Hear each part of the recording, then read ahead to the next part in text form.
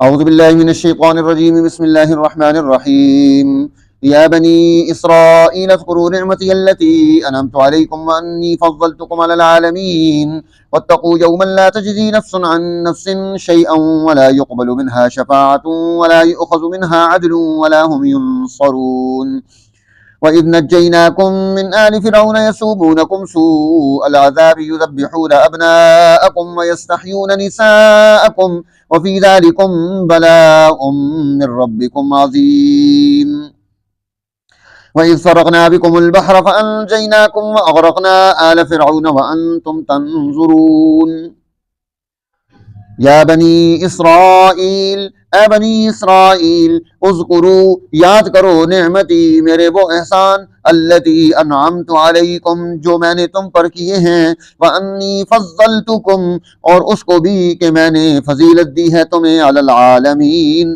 تمام عالم پر، واتقوا یوما، اور ڈرو اس دن سے، لا تجزی، کہ کام نہ آئے، نفس، کوئی نفس، عن نفس، کسی نفس کو، شیئا، ذرہ بھر بھی، ولا يقبل منها شفاعت، اور قبول نہ ہو اس کی طرف سے سفارش، ولا يؤخذ منها عدل، اور نہ لیا جائے اس کی طرف سے بدلہ، ولا هم ينصرون، اور نہ ان کو مدد پہنچے، وَإِذْ نَجَّيْنَاكُمْ، اور یاد کرو اس وقت کو جب ہم نے نجات دی تمہیں، من آل فرعون، فرعونیوں سے، یسومونکم، چکاتے تھے تمہیں، سوء العذاب، بڑا عذاب، یذبحون ابناءکم، ذبح کرتے تھے تمہارے بیٹوں کو، ویستحیون نساءکم، اور زندہ چھوڑتے تھے تمہاری عورتوں کو، وفی ذالکم، اور اس میں، بلاء، آزمائش تھی، من ربکم، تمہاری رب کی طرف سے، عظیم، بہت بڑی، وَإِذْ فَرَقْنَا بِكُمُ الْبَحْرَ، اور وہ انعام بھی یاد کرو جب پھاڑ دیا ہم نے تمہاری وجہ سے دریا کو، فَأَنْجَيْنَاكُمْ، پھر نجات دی ہم نے تمہیں، وَأَغْرَقْنَا آلَ فِرْعَوْنَ، اور ڈبو دیا ہم نے فرعون کے لوگوں کو، وَأَنْتُمْ تَنْظُرُونَ، اور تم دیکھ رہے تھے۔ یہ آپ کے سامنے سورہ البقرہ، اس کی آیت نمبر 47، 48، 49، 50 یہ تلاوت ہوئی ہے۔ اللہ تعالیٰ نے بنی اسرائیل کا تذکرہ یہاں پر تفصیل کے ساتھ کیا ہے۔ پیچھے گزر چکا ہے بنی اسرائیل حضرت سیدنا یعقوب علیہ السلام کا نام ہے، آپ کا لقب ہے۔ اب یہاں نعمتیں یاد کرائی جا رہی ہیں، اذکروا نعمتی التی انعمت علیکم، کہ میری وہ نعمت یاد کرو جو میں نے تم پر کی ہے۔ تو ہر انسان کو جو اس پر اللہ کی نعمت ہے اسے یاد رکھنا چاہیے، نعمت کو کیا کرنا چاہیے؟ یاد رکھنا چاہیے، اور یاد رکھنے کا مطلب یہ ہے کہ انسان اس نعمت کی قدر کرے، اور دوسرا شکر بجا لائے۔ یہ دو چیزیں نعمت کے اعتبار سے ضروری ہیں۔ جیسے اللہ نے آپ کو جوانی دی ہے، صحت دی ہے، آپ کو اللہ تعالیٰ نے یہاں اس وقت میں آ کر قرآن حکیم کے ساتھ تعلق اور نسبت کا موقع دیا ہے، آپ درس قرآن میں بیٹھے ہیں، اور آپ کو اللہ تعالیٰ بہت سارے دینی کاموں میں مصروف رکھتا ہے، تو یہ ساری چیزیں اس کی طرف سے کیا ہیں؟ نعمت ہیں۔ تو اس لیے ان نعمتوں کو یاد بھی کرنا چاہیے، اور ان چیزوں کی قدر بھی کرنی چاہیے، اور شکر بھی بجا لانا چاہیے۔ اور دوسرا فرمایا وَأَنِّي فَضَّلْتُكُمْ عَلَى الْعَالَمِينَ، اور اس نعمت کو بھی یاد کرو کہ تمہیں عالم پر ہم نے فضیلت عطا کی ہے۔ اس دور میں تمام انسانوں پر سب سے زیادہ فضیلت اللہ نے انہیں عطا کی تھی، اور آج اللہ تعالیٰ نے یہ فضیلت اس امت کو عطا کر دی ہے۔ امت جو ہے یہ دنیا میں سب سے زیادہ معزز و محترم بن گئی، اور ہم اس امت میں آئے ہیں، یہ اللہ کا ہم پر انعام ہے۔ اس لیے اللہ کی طرف سے جو فضیلت ملے اس فضیلت کی قدر کرنی چاہیے۔ اب ان لوگوں کو اللہ نے یہ انعام دیا، انہوں نے اس کی قدر نہیں کی، تو نتیجہ کیا پیدا ہوا کہ وہ لوگ جو ہے ناقدری کی وجہ سے ان سے دنیا سے حکومت بھی چھن گئی، اقتدار بھی گیا، اور باقی نعمتیں بھی چلی گئیں۔ آج مسلمانوں نے جب اپنے اس عظیم نعمت کی قدر نہیں کی، تو آپ دیکھ لیں اتنی بڑی طاقتیں ہیں مسلمانوں کی، لیکن ان کی کوئی حیثیت نہیں ہے دنیا میں۔ آج مسلمانوں کی حیثیت ختم ہو گئی ہے، اور اس کے ختم ہونے کی وجہ کیا ہے؟ ناقدری ہے۔ ہمیں اپنے اندر قدر پیدا کرنی ہے۔ فرمایا واتقوا یوما لا تجزی نفس عن نفس شیئا، اور اس دن سے ڈرو کہ کوئی نفس، کوئی جان کسی کو کوئی فائدہ نہیں دے گا۔ دنیا میں انسان تعلقات استوار کرتا ہے، رابطے بناتا ہے، دوستیاں بناتا ہے کہ یہ تعلقات، دوستیاں، رابطے اس سے مشکل وقت فائدہ پہنچاتے ہیں، لیکن وہاں پر کوئی فائدہ نہیں ہے، وہاں پر کیا ہے؟ کوئی فائدہ نہیں ہے۔ اللہ کے ساتھ تعلق کو قائم کرنا ضروری ہے کہ یہ چیز وہاں پر فائدہ دے گی، باقی کوئی چیز فائدہ نہیں دے گی۔ فرمایا وَلَا يُقْبَلُ مِنْهَا شَفَاعَةٌ، وہاں پر کوئی سفارش قبول نہیں کی جائے گی۔ اب دیکھو دنیا میں انسان اپنے کسی دوست کو پریشانی میں مبتلا دیکھتا ہے تو اس کی کوشش ہوتی ہے کہ کوئی سفارش لگا کر اس کو نجات مل جائے، کوئی پیسے لگا کر نجات مل جائے، کوئی بڑا آدمی مل جائے جس کے ذریعے سے ہم اس کو جو ہے نا کوئی مسئلہ حل کر لیں۔ اب حضرت شاہ رفیع الدین محدث دہلوی رحمۃ اللہ علیہ فرماتے ہیں، یہ امام شاہ ولی اللہ رحمۃ اللہ علیہ کے فرزند ہیں، کہ سفارش انسان کرتا ہے وہاں آخرت میں حالات یہ ہیں کہ اللہ تعالیٰ اس وقت انتہائی جلال میں ہوگا، اور جب رب کریم جلال میں ہے تو اس کے ساتھ بات کرنے کی کس کو جرت ہوگی؟ تو سفارش تو بعد کی بات ہے، بات ہی کرنے کی جرت نہیں ہوگی۔ اس لیے وہاں پر پھر سفارش اس کی کرنا کہ جو اللہ کے غضب کا شکار ہے، یہ کتنا مشکل کام ہوگا۔ اس لیے فرمایا سفارش میں دو چیزیں ضرورت آئیں گی۔ پہلی چیز یہ ہے کہ اللہ تعالیٰ اس کو اجازت مرامت کر دیں کہ ہاں سفارش کرو، اور دوسری چیز یہ ہے کہ وہ اللہ کے غضب کا شکار نہ ہو، اس نے کفر اور شرک کا جو ہے راستہ چھوڑ دیا ہو، ورنہ تو اس کی سفارش نہیں کی جا سکتی۔ اب کافر اور مشرک کی سفارش کیسے کی جائے گی، یا ظالم کی سفارش کیسے کی جائے گی؟ جس نے دنیا میں اللہ کی مخلوق کے ساتھ ظلم کیا ہے، اللہ کے نبی بھی اس کی سفارش کے لیے کیسے کھڑے ہو سکیں گے؟ اس لیے اللہ کی بارگاہ میں سفارش کرنے کے لیے بھی قوانین اور چیزیں چاہیے ہوں گی۔ وَلَا يُؤْخَذُ مِنْهَا عَدْلٌ، اور ان سے کوئی بدلہ بھی نہیں لیا جا سکتا، یعنی کوئی بندہ یہ کہے کہ پیسے لگا کر، مال لگا کر جان چھڑا لے گا، تو ایسا کام بھی وہاں نہیں ہوگا۔ وَلَا هُمْ يُنصَرُونَ، اور نہ کوئی اس کی مدد کو پہنچ سکے گا کہ کوئی بڑا افسر آ گیا ہے، کسی کا خون آ گیا ہے، دنیا میں جان چھوٹ جاتی ہے، وہاں تو کوئی بڑا ہی نہیں، سارے برابر ہو گئے۔ اللہ اعلان کرے گا لمن الملک اليوم، کہاں ہے بادشاہ، کہاں ہے وزیر، کہاں ہے مشیر، کہاں ہے دنیا میں متکبر لوگ؟ لمن الملک اليوم، جو اپنی طاقتوں پر فخر کرتے تھے، حکومتوں پر فخر کرتے تھے، آج کس کی حکومت ہے؟ کوئی جواب دینے والا نہیں ہوگا۔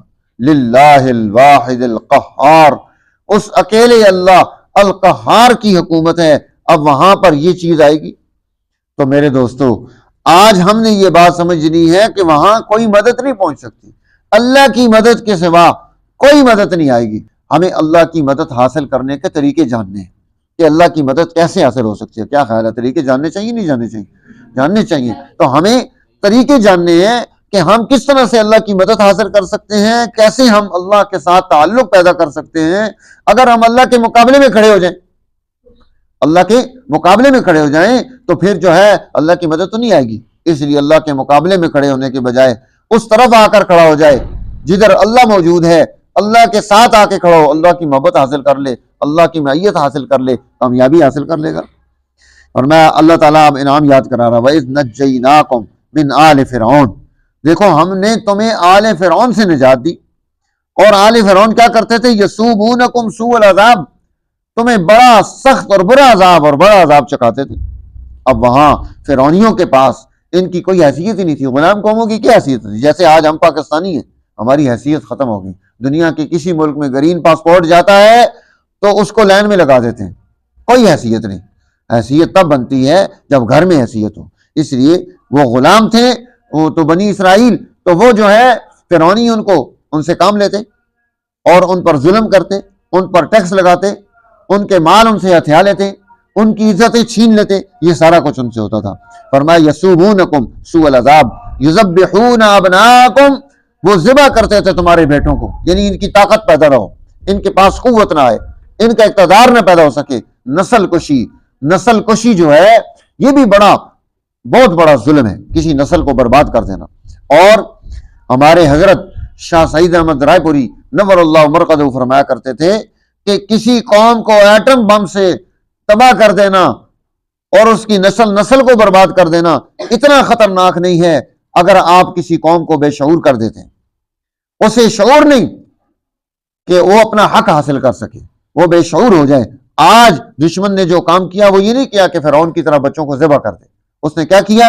اس نے اپنی محنت سے، توجہ سے ہماری نسل کو بے شعور کر دی. ہمارے اندر عقل نہیں، ہمارے اندر دشمن کا تعارف نہیں، ہم آپس میں لڑ رہے ہیں، ہم بے شعوری کی مار کھا رہے ہیں. الجہل موت الاحیاء، اس لیے مشہور مقولہ ہے کہ جہالت یہ زندوں کی موت ہوا کرتی ہے. یعنی جو جاہل ہو گیا زندہ ہے تو سمجھو مر گیا. کیوں؟ وہ جاہل ہے، بے شعور ہے. آج ہمارے ساتھ یہ ظلم ہوا، اس لیے یذبحون ابناءکم، انہوں نے ہمیں ذبح کرنے کا طریقہ نیا ایجاد کر لیا کہ انہوں نے اس طریقے سے ہمارے اندر جو ہے نا یہ خرابی پیدا کر دی. آج ہم نے دیکھنا ہے کہ ہماری ہر طرف سے ہمیں بے شعوری کی تعلیم دی جاتی ہے. سکول ہو، کالج ہو، مدارس ہوں، مساجد ہوں، خطبے ہوں، بیانات ہوں، جہاں بھی ہم جاتے ہیں وہاں ہمیں شعور کی بات نہیں بتائی جاتی.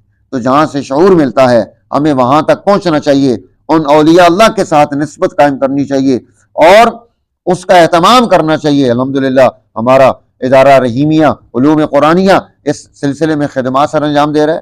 نوجوانوں میں تعلیم، تربیت اور اس کی جو ہے خوبی اس کے اندر منتقل کرنا، اسے شعور دینا تاکہ وہ اگلی زندگی اپنی اچھی گزار سکے، اپنی نسلوں کے لیے کوئی کردار ادا کر سکے، اس کے اندر قیادت کی صلاحیت پیدا ہو. یہ بھی بڑی نعمت ہے. تو یہاں اللہ تعالیٰ نے میرا نمائی ارشاد فرما دی، وَيَسْتَحْيُونَ نِسَاءَكُمْ، تمہاری عورتوں کو زندہ چھوڑتے تھے تاکہ وہ ان عورتوں کے ذریعے سے اپنی خواہشات پوری کریں اور اپنے جو ہے اپنے گھر میں ان کے کام کاج کے لیے ان کے گھروں میں مردوں کے بجائے عورتوں کے ذریعے سے کام لے لیا جائے. تو عورتوں کا استعمال یہ ہر دور میں رہا ہے. آج بھی مختلف طریقے اختیار کیے جاتے ہیں عورتوں کے. یورپ نے اس میں عورتوں کو مردوں کے برابر کرنے کے لیے اور سستے مزدور تلاش کرنے کے لیے بڑا اہم کردار ادا کیا ہے کہ مرد جہاں زیادہ پیسوں میں کام کرتا ہے عورت تھوڑے پیسوں میں کام کر دیتی ہے. تو اس طرح سے وہ یہ کردار ادا کروا رہے ہیں. فرمایا وفی ذالکم بلاء من ربکم عظیم، تمہارے لیے اس میں تمہارے رب کی طرف سے بڑی آزمائش تھی. اس آزمائش کو اس نے تمہارے لیے ختم کیا. وَإِذْ فَرَقْنَا بِكُمُ الْبَحْرَ، یہ بھی تمہارے اوپر بڑا انعام تھا کہ جو ہے دریا کو پھاڑ دیا، دریا میں تمہارے لیے راستے بنا دیے اور ان راستوں سے چل کر تم دریا سے نکل گئے. فرعون پیچھے آیا تو غرق ہو گیا. اب یہ بنی اسرائیلی جو تھا نا، یہ پاکستانیوں اور بنی اسرائیلیوں کو دیکھنا ہو تو ایک جیسے ہی ہیں.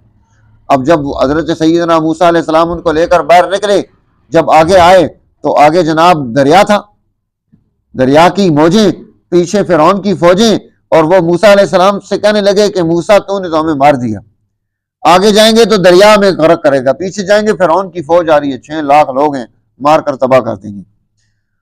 تو حضرت سیدنا موسیٰ علیہ السلام نے اس وقت میں کیا بات ارشاد فرمائی، ایسا نہیں ہو سکتا، ہرگز ایسا نہیں ہو سکتا، میرا رب میرے ساتھ ہے، وہ میری مدد کرے گا. اللہ نے حکم دیا یہ جو سوٹی ہے نا، اس سوٹی کو مارو.